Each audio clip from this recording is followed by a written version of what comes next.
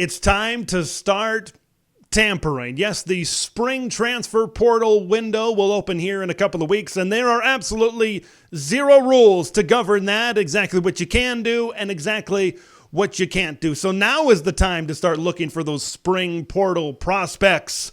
But what direction will Big Ten teams go to improve their team one final time before we kick things off in September? From LA to Piscataway, all Big Ten all year long. This is Big Ten 10. Man, it seems like every single portal cycle, people say, this is going to be the craziest transfer portal season that we've seen yet. And the crazy thing is, every time I hear that, and then every time a cycle passes, they're correct. And what I'm hearing about this spring portal season, it's going to be the craziest we've seen yet. There's going to be all kinds of movements, some very short-term movement from guys that transferred in the winter, and they're going to transfer again in the spring. So I am expecting all hell to break loose. I am expecting all kinds of chaos, but this is the final opportunity for football teams in the Big Ten and nationwide to improve their team. You can go from an 8-4 team to a 10-2 college football playoff team. You can go from a 9-3 team to a possible 11-1, 12-0 national championship caliber football team as well. So where do Big Ten teams need to improve? Let's get into it. Let's start first with the defending Big Ten champions and the defending national champions as well. That's the Michigan Wolverines. I believe there's one team out of 18 right here that needs a quarterback, and it is the Michigan Wolverines. It's a five-way battle in spring ball right now, and I'm going to be honest, neither one of these guys, any of these guys, really scream a quarterback that can take Michigan into a playoff or maybe carry Michigan or at least keep them in contention to win back-to-back national championships. You look at Jack Tuttle, you look at Alex Orji and Jaden Denegal and Davis Warren, and then you look at Jaden Davis. Jaden Davis's time will come leading this Wolverines offense. I just don't think that they're going to throw him into the fire in this tough schedule. And that's another thing that I want to really expound on as well. If you start Tuttle, if you start Orji, they could be good, but with this schedule, with the Texases on the schedule, with the USCs on the schedule, with the Ohio States on the schedule, there's a chance that this Michigan team could be 8-4 at the end of the year. You look at that defense. Even after the Rod Moore injury, this is still an elite college football defense. You look to the offensive side of the football. You got guys like Donovan Edwards and Colston Loveland. You've got good skill players. You've got good players. But now you need to surround them with talent, and it starts at quarterback. We know that needs to be good. Michigan is losing their entire offensive line as well. So there are players that stepped in when Michigan was putting a thumping on some of these Big Ten teams last year that got in and that got game experience. But you still need some veterans, I believe, on this offensive line. And we know just how much that this Michigan offense depends on this offensive line to really get things going and keep things in rhythm for this entire unit. And then when I look at the wide receiver group for the Wolverines, I see a lot of 2s and 3s. When you look at Samaj Morgan, when you look at Tyler Morris, could some guys step up? Sure, but they might need a number one target. I could see a QB1 and a wide receiver 1 coming into Ann Arbor in this spring portal period. Let's go to some other contenders around the Big Ten. Let's go to Columbus, Ohio, and talk about the Ohio State Buckeyes. If you watch that Cotton Bowl, I think you know the direction that I'm going to go, the offensive line. Now, they did get Seth McLaughlin coming in from Alabama at center in the interior, the captain of the offensive line. But I'm looking at the exterior. I'm looking at the offensive tackles, specifically in pass protection. Right now, I know this is going to be a run-centric offense with Chip Kelly taking over as coordinator and Judkins and Henderson in the backfield. You can throw in Will Howard as well and his running ability, but they are going to need, I think, some better offensive tackles. It could only be on one side, but I think you need someone who has been a veteran. You need someone who has been there and done that at a high level, because I think it was not only that game against Missouri, there were other games throughout the season where you could see, yeah, they need some help at this area of their team. They need some help on the offensive line. Let's move out west to the University of Oregon. Boy, I look up and down this roster, I don't see a lot of holes, right? They have done Dan Lanning has done a tremendous job especially in the winter portal and recruiting and everything, to make a championship contender here in 2024 in the Ducks' first season in the Big Ten Conference. But if I'm going to go somewhere, I go in the trenches. We know how important that is. I'm going offensive line and defensive line depth. They return multiple starters up front on the O-line, but they do lose Jackson Powers Johnson up there in the interior. So maybe just a little bit of veteran depth up there. We know how much of this Big Ten schedule can be a grind, especially for a team that hasn't gone through that schedule yet. I look at the defensive side of the football. I like Jordan Birch on the defensive line. I like Jamari Caldwell, who they got from Houston, who's played a lot of football throughout his time. But after that, it maybe drops off a little bit on the defensive line. Let's head to East Lansing, Michigan, and talk about the Michigan State Spartans. They got a weapon in the backfield in Aiden Childs. Now you need to surround that weapon with other weapons as well, because I look at this Spartans wide receiver core, I don't see a ton of playmakers, right? With all due respect to the Alante Browns, the Montori Fosters, the Gerard Glovers, the Antonio Gates Jr.'s, and all of those guys, I see a lot of 2s and 3s, right?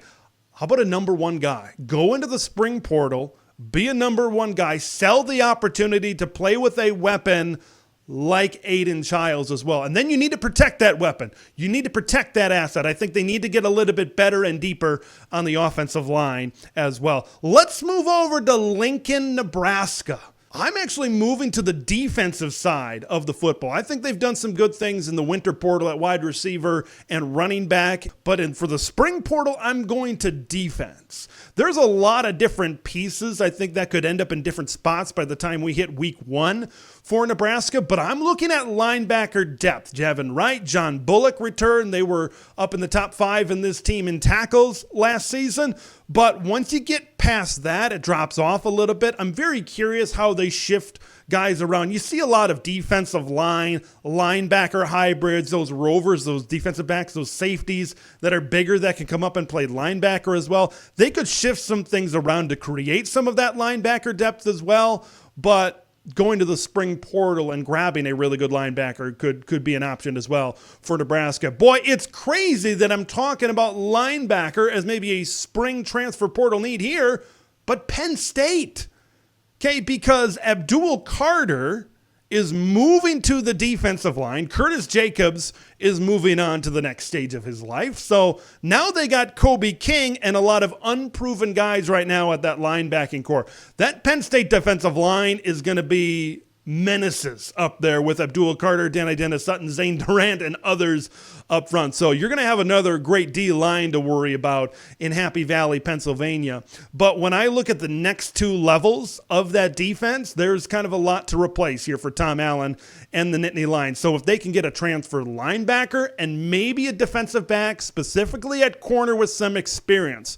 They brought in some SEC corners in the winter portal, right? Stars, not starts, with those guys. So if they can maybe get some experience to replace what they've lost with the likes of Kalen King and Johnny Dixon as well, that could be a plus for Penn State. There's a lot to like about the Rutgers football team and the Iowa football team. They are built very similarly. They have really good defenses. They can run the football. They're old school, bring your lunch pail to work, but man, do they need some talent on the outside, right? They need to stretch some defenses. They need to have the threat that they can go 20 yards up the seam. They need to have the threat because it makes things easier for opposing defenses to really defend them as well. When you look at the Iowa Hawkeyes, right, it was Caleb Brown at the end of the season that really got more familiar with the offense. You saw him a lot more. He was making plays a lot more in this offense. But you also have a new offense coming into Iowa City as well. Like, you can't just run the ball and throw it to your tight ends all the time. Okay, so if you're Iowa, you need some threats. Is it Caleb Brown? Is it Seth Anderson? Okay, but beyond that, they need more at the wide receiver position. I think that's a given. So a spring portal entry could be something that the Hawkeyes could do. And then I look at things for Rutgers on their side of the ball, and maybe they'll get better at quarterback with Athan as opposed to Gavin Wimsatt right there. But we know that they have one of the best running backs in the Big Ten, the leading rusher in the Big Ten last year with Kyle Monangai. But when I look at the receiver group, none of them strike fear into me, right? Maybe Nassim Brantley comes in. He was supposed to come in last year, had some problems with the the NCAA and his eligibility, but he's coming in this year. I think they're expecting him to really provide a boost to this wide receiver room.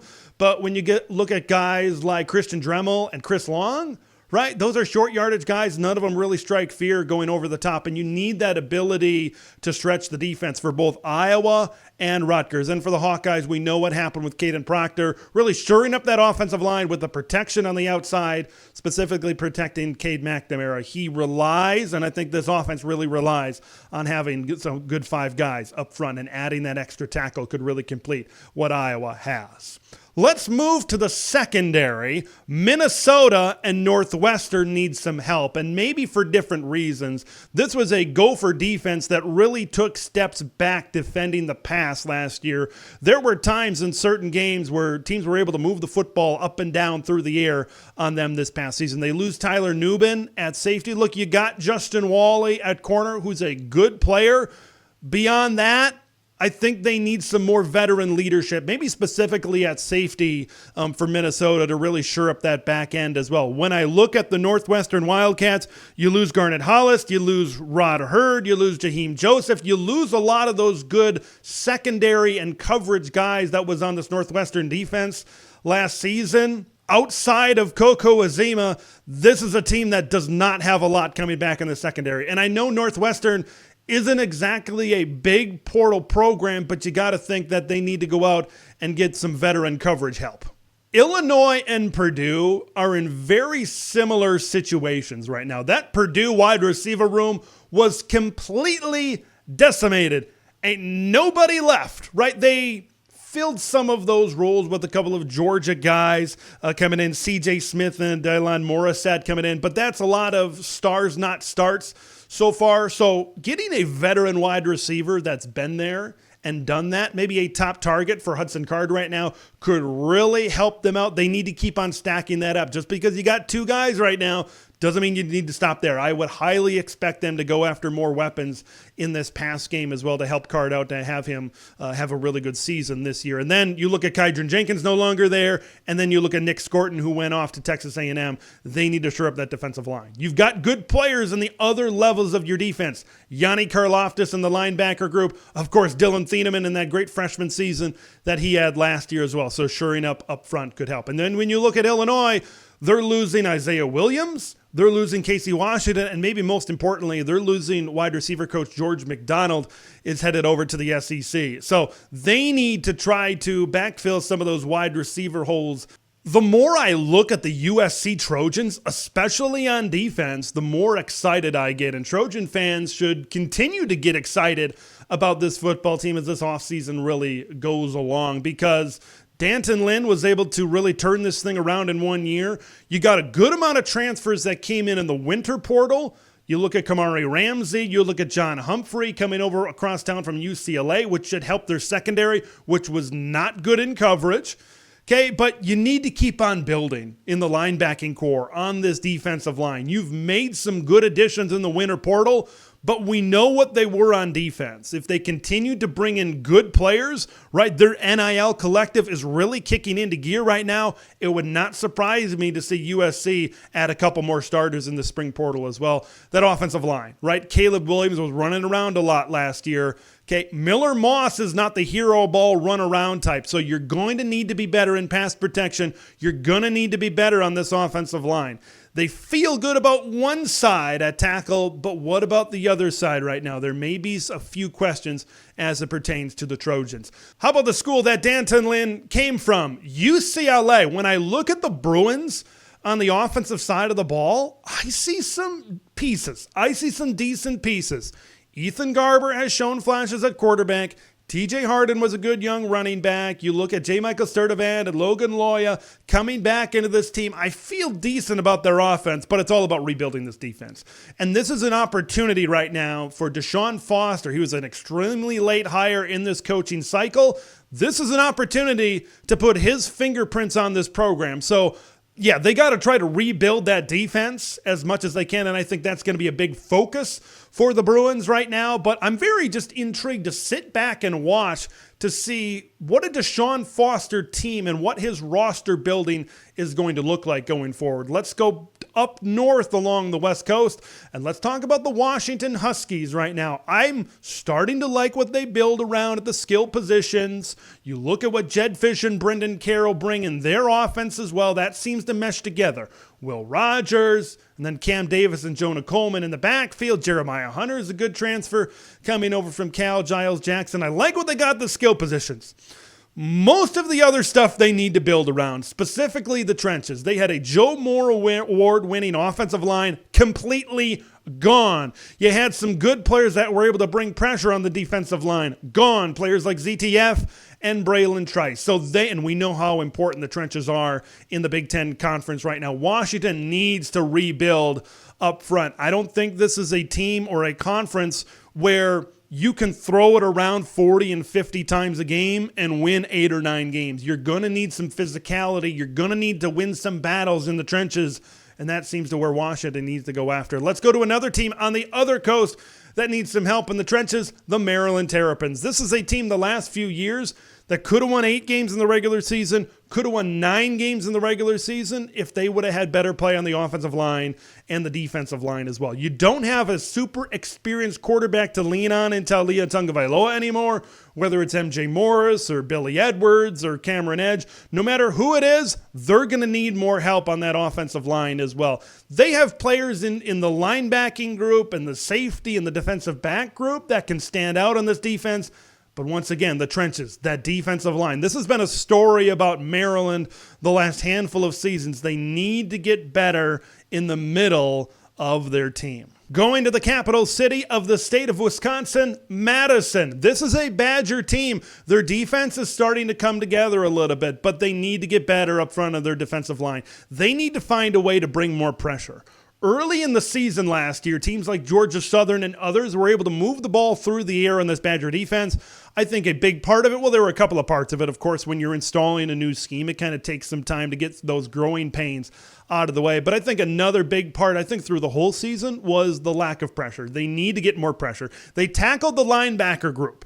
They went crazy in the winter portal at linebacker, and maybe some of those guys are going to be able to line up outside, come off the edge, and provide pressure. But really, the defensive line as a whole, I think, needs to be addressed in this spring portal. Indiana is a team that has brought in a lot of transfers, kind of similar to what they did last year, but of course, a new coaching staff with Curt Cignetti right now. This was a pass defense last year that was dead last in the Big Ten. So investing in some of those cover guys on the back end and then investing in some of those edge rushers so quarterbacks don't have as much time to sit back there and throw could certainly be a positive for Indiana to really build on this first year that Curt Cignetti, what he's building in Bloomington, Indiana as well. Where does your Big Ten team need to improve? What other positions do you think that these teams need to improve at as well? Leave your thoughts, all things spring transfer portal, in the comments below. I'm Big Ten Ted, and we will see you in the next one. Thanks for watching Big Ten Ted, where it's all Big Ten all year long. Make sure to like the video to spread the word of Big Ten Ted to the masses, and subscribe to the channel for updates on Big Ten content that drops every day.